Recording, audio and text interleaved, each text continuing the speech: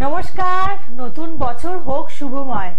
2025 সাল আপনাদের যাতে ভীষণ ভালো কাটে সেই শুভ কামনা করব এবং সাথে বলবো যে আমাদের যদি সার্বিকভাবে ভালো থাকতে হয় তাহলে কিন্তু আমাদের শরীরের সুস্থতার প্রতিও নজর দেওয়া ভীষণভাবে প্রয়োজন।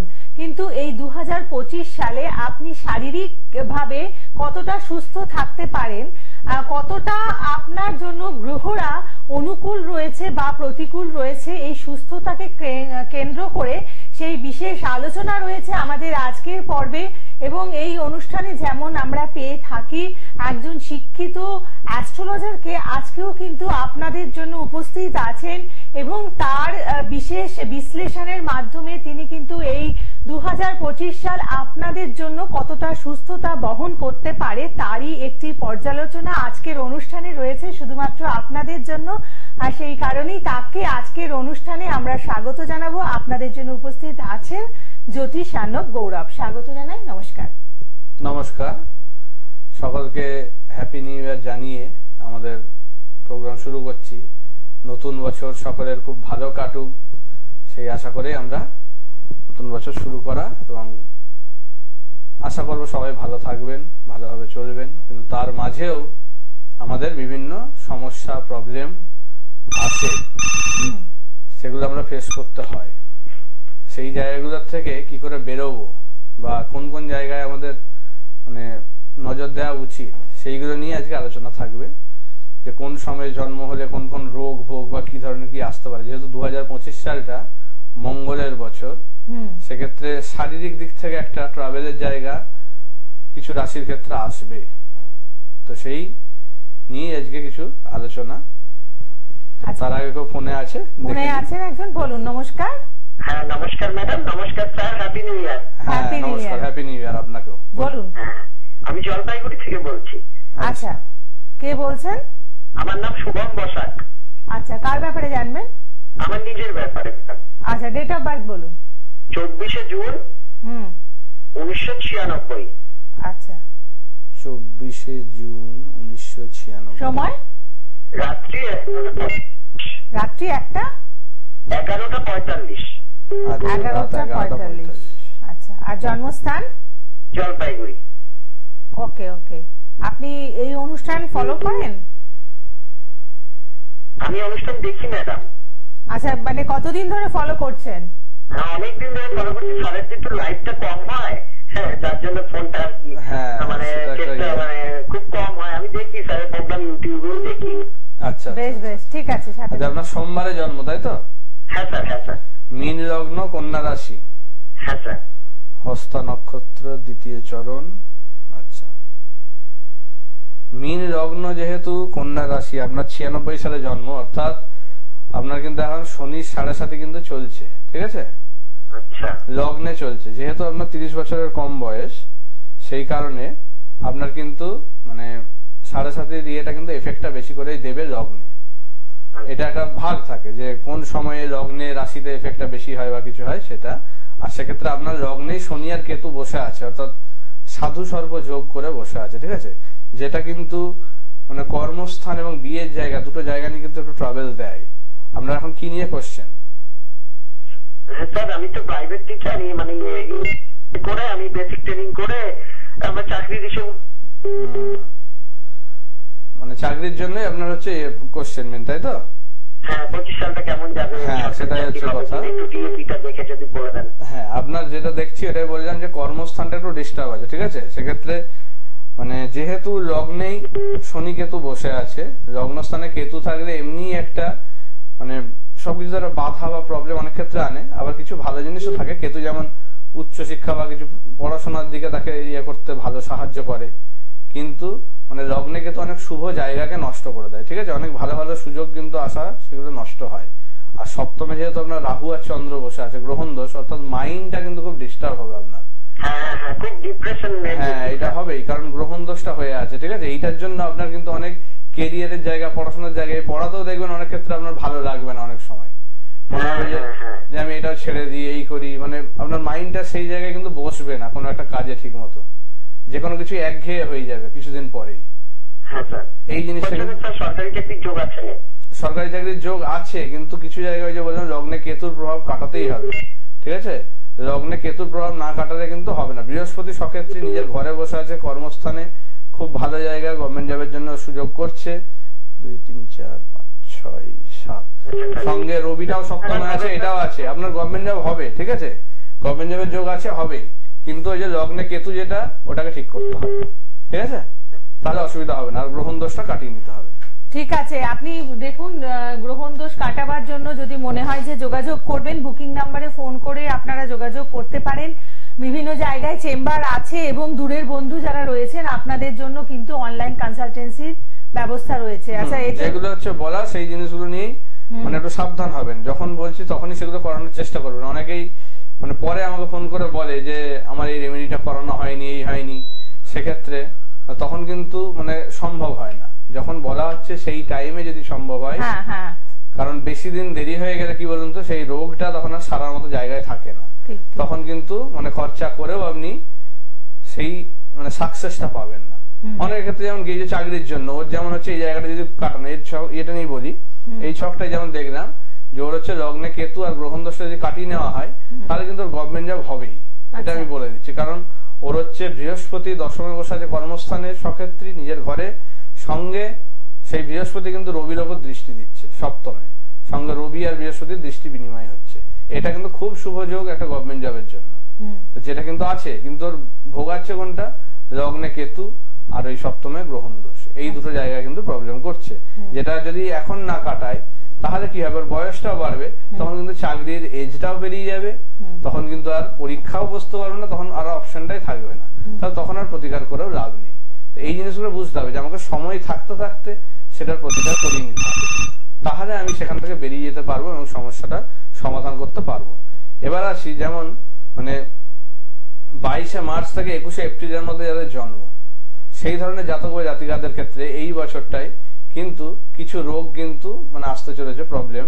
সেগুলো হচ্ছে যেমন পেটের ক্ষেত্রে পেটের কিডনি, লিভার বা গল স্টোনের মতো প্রবলেম আসবে, ইউরিনারি জায়গায় সমস্যা করতে পারে, এবং মানে চোখের রোগে কিন্তু ভোগাবে, সমস্যা কিন্তু এইগুলো কিন্তু হবে তাদের, কিন্তু মানে এই নতুন বছরে কিন্তু এই জিনিসগুলো আসতে চলেছে যারা এই সময়টাই জন্ম। আচ্ছা, তারপরে কেউ আছে এবার ফোনে দেখে নিই, তারপরে নমস্কার। হ্যাঁ হ্যাঁ, হ্যালো, হ্যাঁ বলুন, কে বলছেন? আমার নাম সুব্রত বর্মন, কামাখ্যাগুড়ি থেকে বলছি, কামাখ্যাগুড়ি, আলিপুরদুয়ার, ওয়েস্ট বেঙ্গল। আচ্ছা আচ্ছা আচ্ছা, কার ব্যাপারে? আমার জন্ম ডেট হলো 4 আগস্ট 1999। 4 আগস্ট? হ্যাঁ, 4 আগস্ট 1999। সময় হলো সকাল 8টা থেকে 9টা, সময়টা ঠিক জানা নেই, মানে 8টা থেকে 9টার ভিতরে। ঠিক আছে, একটা দেখা যাক রাফলি। আচ্ছা, জন্মস্থান? কামাখ্যাগুড়ি। কামাখ্যাগুড়ি এটা কোথায়? জলপাইগুড়ির কাছে? আলিপুরদুয়ার। হ্যাঁ, আলিপুরদুয়ার, ওয়েস্ট বেঙ্গল। আচ্ছা, আলিপুরদুয়ার। আপনি টিভি সাউন্ডটাকে মিউট করে শুনুন, কেমন? হ্যাঁ হ্যাঁ, ঠিক আছে। বুধবারে জন্ম? জন্মবারটা কি আছে? বুধবার। হ্যাঁ, বুধবার। হ্যাঁ, কন্যা লগ্ন, মেষ রাশি। আচ্ছা, অশ্বিনী নক্ষত্র।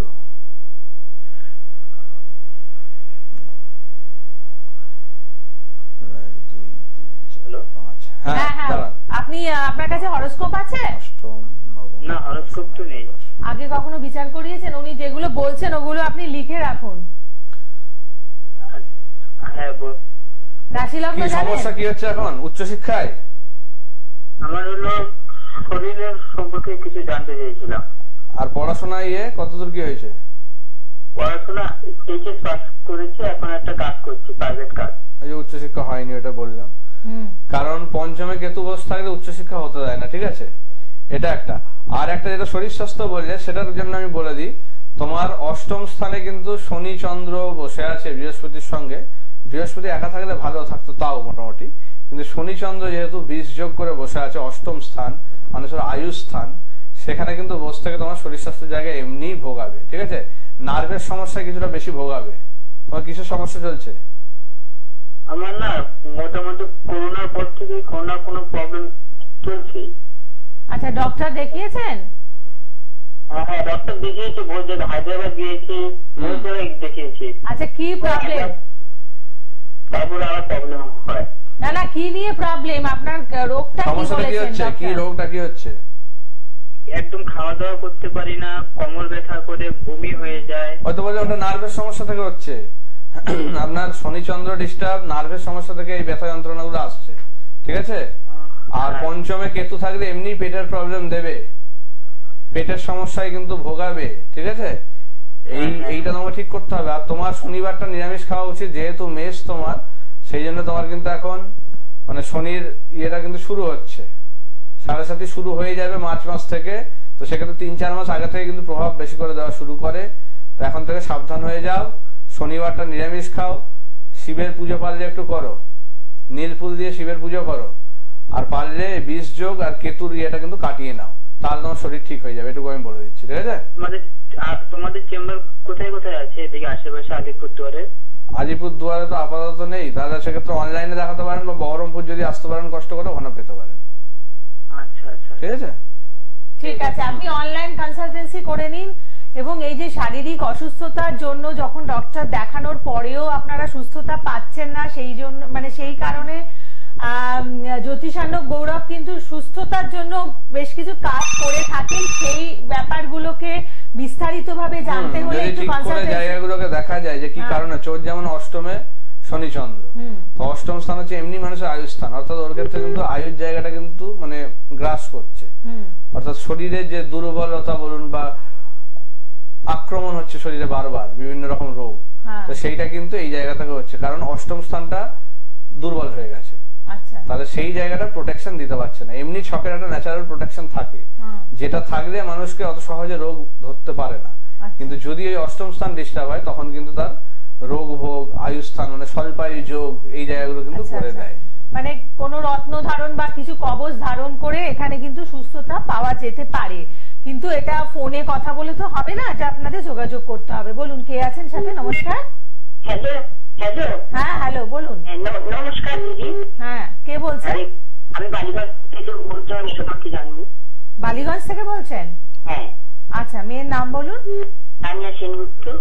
তানিয়া সেনগুপ্ত। আচ্ছা, ডেট অফ বার্থ? 8/12/98। 8/12/98। সময়?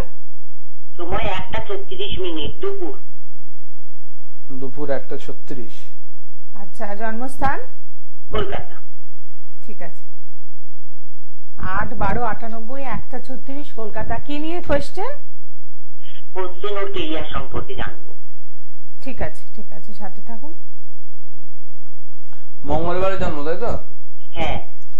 মীন লগ্ন, কর্কট রাশি, অশ্লেষা নক্ষত্রের 3য় চরণ। আচ্ছা, শনি নিচস্থ, কেরিয়ারের জায়গা ডিস্টার্ব থাকবে, ঠিক আছে? মানে ভালো ভালো সুযোগ কিন্তু নষ্ট হবে ওর। 2য় স্থানে শনি নিচস্থ, অর্থাৎ ধনস্থানে শনি নিচস্থ থাকলে এমনি তার ইনকামের একটা মানে বাধা, ঠিক আছে?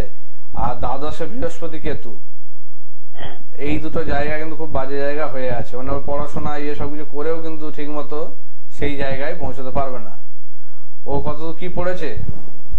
ও এমএ কমপ্লিট করেছে বাংলা। কারণ ওই যে বুধায়িত্ব যোগ আছে, উচ্চশিক্ষা হবে, কিন্তু ওই যে বললাম মানে এস্টাবলিশমেন্টের জায়গায় কিন্তু প্রবলেম। 2য় স্থানে শনি নিচস্থ, ওর শনিবারটা মানে সারা জীবন যদি নিরামিষ খাই খুব ভালো, ঠিক আছে? শনিবারটা ওকে বলবেন মাছ মাংস ডিমটা চলবে না। আর মানে ওর ক্ষেত্রে মানে শনির পুজো যদি করে সেক্ষেত্রে সেটা খুব ভালো একটা ফল দেবে।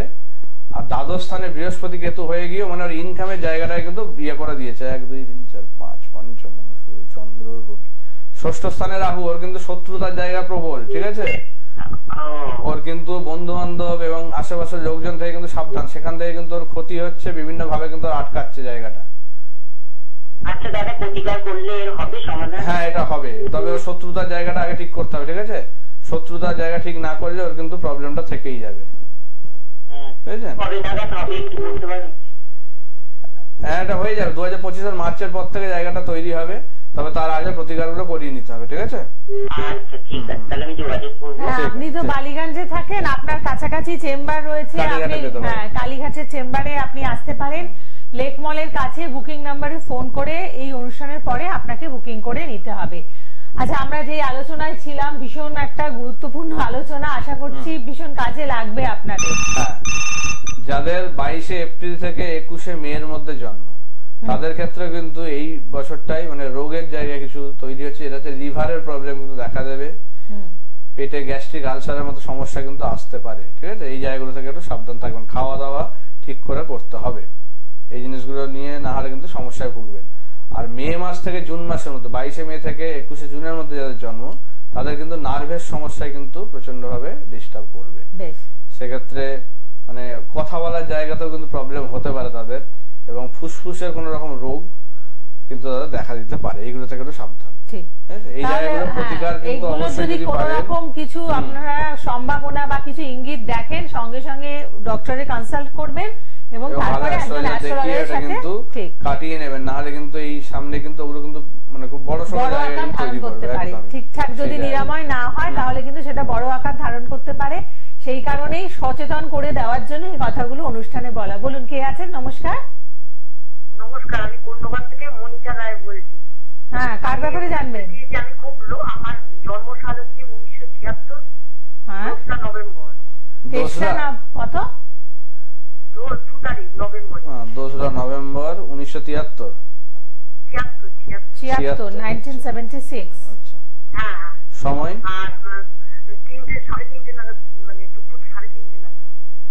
দুপুর 3:30 নাগাদ জন্ম। আর জন্মস্থান? কোন্নগর।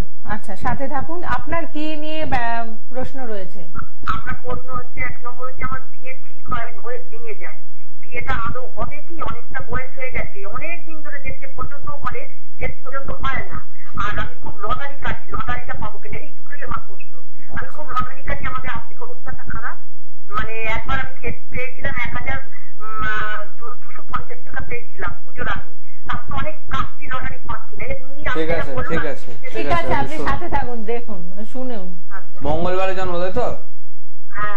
মীন লগ্ন, কুম্ভ রাশি। কেটে গেছে, আপনি শুনে নিন, বলে দিচ্ছি। শুনে নিন।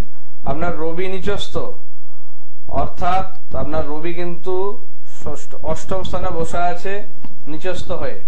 আপনার বাড়ির লোক থেকে কিন্তু শত্রুতা করে বিয়ের জায়গা আটকানো হচ্ছে, এটা কিন্তু ভালো করে বুঝে নিন। আপনার কিন্তু মানে আত্মীয় স্বজন থেকে কিন্তু ক্ষতি করা হচ্ছে, যেই কারণে কিন্তু আপনার বিয়ের জায়গাটা বেঁধে রাখা আছে, যেটার জন্য বিয়ে হতে দিচ্ছে না। এবং 8মে মঙ্গল মাঙ্গলিক দোষটাও করছে। এই জায়গাগুলো ঠিক না করলে আপনার বিয়ে হওয়া কিন্তু মুশকিল, এইটা কিন্তু সমস্যা। আর লটারি কেটে খুব একটা লাভ নেই, কারণ রাহু যদি ভালো থাকতো তাহলে কিন্তু ভালো একটা জায়গা তৈরি করে। সেক্ষেত্রে লটারি কেটে আপনার মানে টাকাই শুধু নষ্ট হবে, তাতে কোনো ফল পাবেন না। কারণ লটারি পেতে গেলেও তার যোগ থাকে, সেগুলো তো সেই যোগ আপনার 6 দিন থাকতো, আপনি অবশ্যই এগোতে পারতেন, তাতে অসুবিধা হতো না। কিন্তু আপনার বলুন।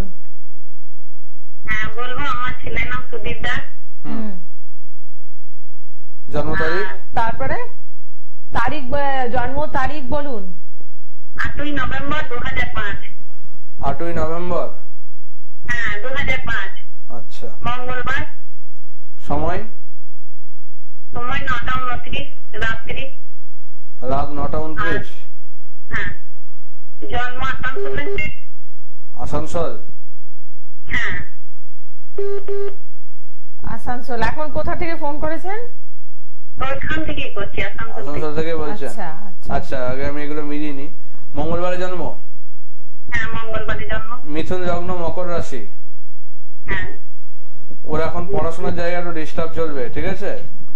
ওর মানে মেন্টালি আর কি একটু ডিস্টার্ব থাকবে, যে জন্য কিন্তু ওর মানে কেরিয়ার বা এই জায়গাটা একটু প্রবলেম করবে। রবি নিচস্থ ঘরে বসে আছে, তবে বৃহস্পতির সঙ্গে আছে, ভালো করে যদি ইয়ে করতো তাহলে কিন্তু একটা ভালো যোগ তৈরি হচ্ছে।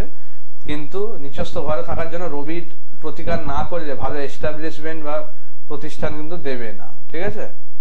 আরো মানে একটু মাথা গরম, কথাবার্তা উল্টো পাল্টা বলা, এগুলো কিন্তু ওর মধ্যে দেখা দেবে, তো ইয়ে হবে। এইগুলো কিন্তু মানে মানে আপনারা কিছু বললেও মানে সেগুলো শুনতে চাইবে না, নিজে যেটা ঠিক করবে সেটাই। যে দিয়ে ক্যারিয়ারের জায়গা ভালো বলতে গেলে রবি ঠিক না করলে ক্যারিয়ার ভালো হতে দেবে না, ঠিক আছে? কি পড়াশোনা করছে? এখন ইলেকট্রিক ইঞ্জিনিয়ারিং করছে। আচ্ছা, কোন ইয়ার? এটা ফার্স্ট ইয়ার চলছে। আচ্ছা, সেক্ষেত্রে এখন সময় আছে, রবির জায়গাটা ঠিক করে নিন, ওর ভালো তখন ইয়ে করবে, ঠিক আছে? রবিটা নিচস্থ ঘরে বসে আছে, তো রবি নিচস্থ ঘরে থাকলে মানুষের মানে নাম যশের জায়গা বা ধরুন একটা প্রতিপত্তির জায়গা, প্রভাব যে জিনিসটা, তাকে একটা এস্টাবলিশমেন্ট, সেই প্রতিষ্ঠা পেতে কিন্তু সমস্যা করে রবি। এই রবির প্রতিকার যদি করে নেন, ওর কিন্তু গভর্নমেন্ট জবের যোগ আসবে, ঠিক আছে? রবির প্রতিকারের জন্য কোনো কিছু একটু যদি টিপস দিতেন। কি দিতেন? গিফট? কি বললেন?